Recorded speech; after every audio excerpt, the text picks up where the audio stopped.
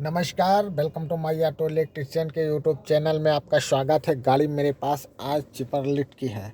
इसको हम स्कैन करेंगे और इसमें फॉल्ट कोड जानेंगे। वीडियो में बने रहिएगा, वीडियो बहुत इम्पोर्टेंट है।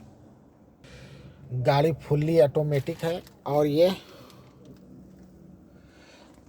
हम इस पे लेंगे चिपरलिट अमेरिकन। ओके कर देंगे।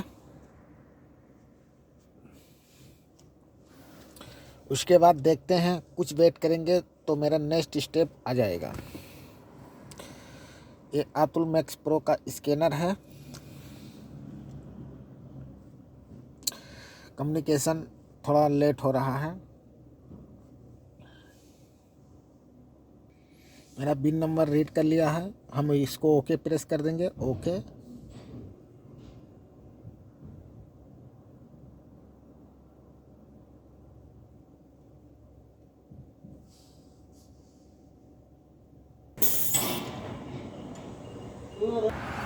ट्रिपल कोड करेंगे। डिस्प्ले डीडीसी,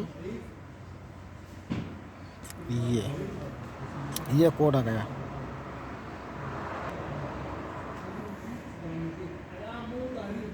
बैक करेंगे।